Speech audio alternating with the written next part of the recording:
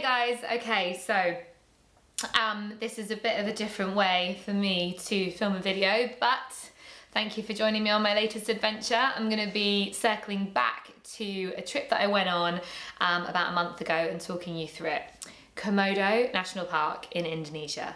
Probably one of the best trips I've ever been on in my life, and I couldn't vlog it in a normal style because I didn't have a plug socket for 4 or 5 days, and I didn't know if I was going to have any electricity the entire trip. So I thought, rather than start a vlog and not be able to keep up with it, I just videoed small parts of the trip, and I thought I'd piece it all together now and talk you through the trip itself. It was amazing. Probably one of the best trips I've ever been on. So, to start with, we flew into Jakarta before we flew into Komodo. It just worked out cheaper and easier for us. So the international flight was from London to Jakarta, and then from Jakarta to Labuan Bajo, which is the name of the international airport in Komodo National Park. You can get a boat there from Bali, and I believe you can fly from Bali as well. Just worked out easiest for us to go from Jakarta, and we spent a night in Jakarta before taking an internal flight through Indonesia, and price-wise it was about £200 from Jakarta, so it worked out better for us. We thought that was the best way, and it took about 2 hours. Also meant that we flew over the national park as we were flying in, and it was really pretty. So that was our flight there.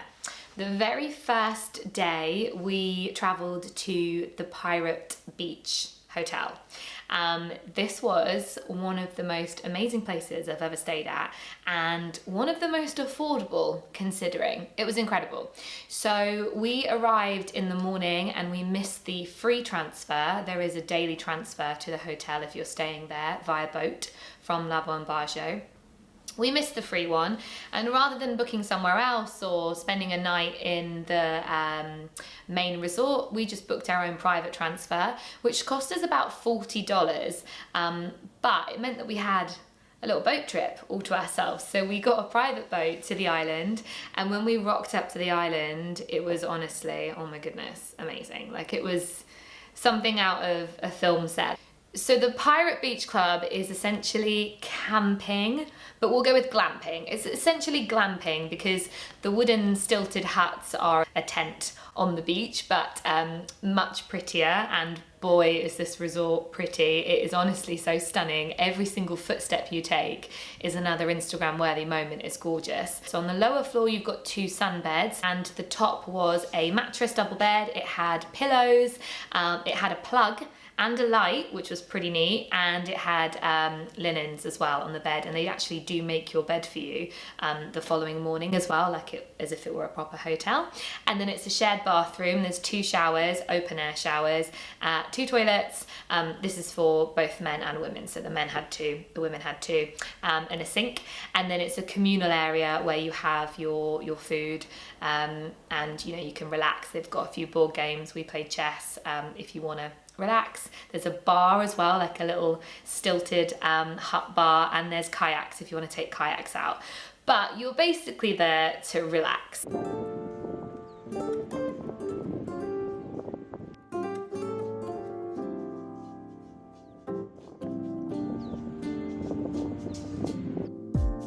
So casually keep diving into concrete, so bittersweet. Keep losing sleep, in the backseat. What's left of me? Drowning in what feels just like an ocean. Negativity is getting closer. Hard to keep the heat when it gets colder. You know, sometimes everything just gets hard.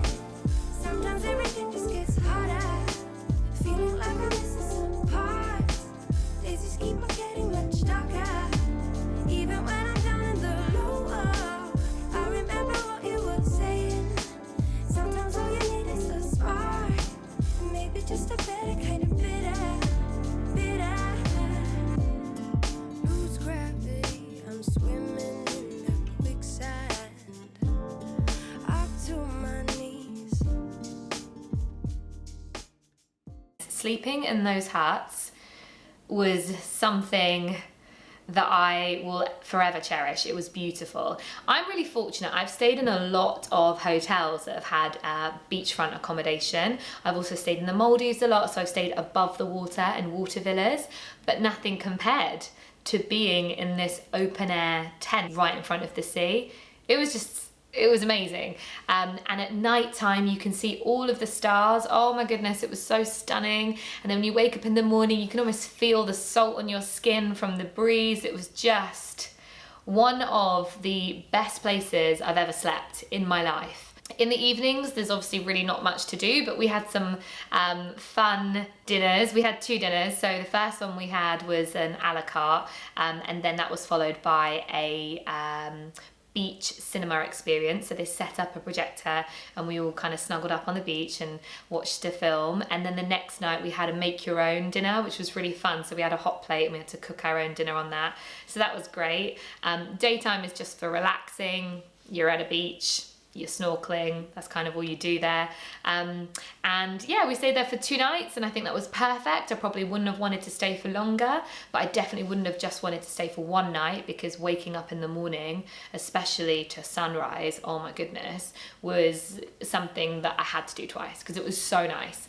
And it cost us $50 a night, which is just amazing. Like, cheap as chips for what it was. It was a once in a lifetime experience and it was so affordable. So I highly recommend that hotel. Highly recommend that hotel. From the beach hotel, we then got a boat back to Labuan Bajo. And we went on a bigger boat for 2 nights and 3 days. And this was kind of the main chunky part of our trip. I knew that I wanted to go on a boat trip when we decided on going to Komodo, because it's the kind of place that you get to through the water. And there's so many cute little islands and amazing things to see there. I had booked quite an affordable boat, and I also booked last minute. I think I knew I was going there 2 weeks before. So it was a super last minute trip, and to be able to book onto a boat trip was pretty handy. I'd researched on Instagram, I'd spoken to a few people, I'd looked on Google, and the trip that I found that I thought was most suited to us was run by a company called Travas. And the reason I booked them was because they had an onboard photographer, which I thought was perfect for what I was doing. And the trip looked really amazing, and I thought if I can get some good pictures while I'm there, 2 birds, 1 stone. So I booked, and it was really affordable as well. The boat trip I think cost about £270 each, and you had all of your food included. They picked you up from the main marina in Labuan Bajo, and of course your park fees and your snorkel and your accommodation, which was obviously on the boat. So yeah, I booked quite an affordable one, and that showed on the boat. The boat was not luxury by any stretch. It was a nice boat, it was a nice big boat, but it wasn't luxury. It had 2 toilets, both are pretty gross, but I mean, you expect it on a boat, or I know I do. I've been on boats with way worse facilities. They did have showers, but again, you know, a shower over the top of the toilet, nothing glam. And then our room was very basic. It did have air conditioning, however, which was pretty cool. But yeah, it was bunk beds with plastic sheeting on and a you know, fluffy blanket. It wasn't very nice, if I'm honest. It stunk of petrol, so I really struggled to sleep because we were right next to the engine room, so it really did stink, and that kept me up. This is something I'm okay with. I'm kind of used to.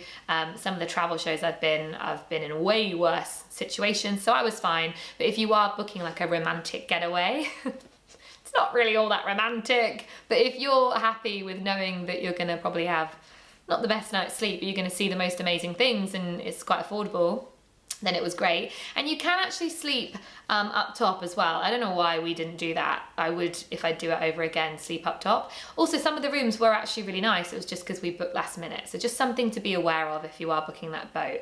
But the itinerary was amazing. So I'm going to write the names of the places that we went to on the screen as I showcase them to you, because I can't really remember off the top of my head, and it's just going to be easier for both of us that way. So we went first of all to this beautiful island. We all hiked up. It was quite a tough hike actually, and it was boiling. We travelled during peak season, so the reason you have all of this wonderful imagery is because the weather was so nice, but it was very hot when we were there, and it was quite difficult to hike in the heat, but we did it. saw this amazing view, and then we all went for a swim. When we got to the bottom, we were literally running into the water because we needed the cool down, and the water was just amazing. Head underwater, I'm falling back into you. I thought we'd be smarter, I got nothing left to lose. You said you'd fall with me, no matter how far it goes. Down deep and under, we're stuck in this pattern, but I need you close. All I ever wanted was for you to prove me wrong. You're changing our colors again and again. I could never let you go. Something about you. Woke up super early the next morning to go to this incredible viewpoint, which is probably one of the most famous spots in the whole of Komodo. And we woke up at 5 a.m. We hiked up in sort of dusky light. It wasn't pitch black, but it wasn't light. And we watched the sun come up, and it was just the most surreal, amazing experience. We shared it with about 100 people. Don't get me wrong, this is a place that people now know of, and it was busy, but not too busy that you couldn't enjoy the moment. It wasn't like, you know, a few places I've been to in Asia where you actually can't enjoy it, it's too busy. It was just a nice amount of busy, and it really was incredible. From there, we went to the Pink Beach. Now, I've never been to a pink beach, and I knew that this was on the itinerary to go to it.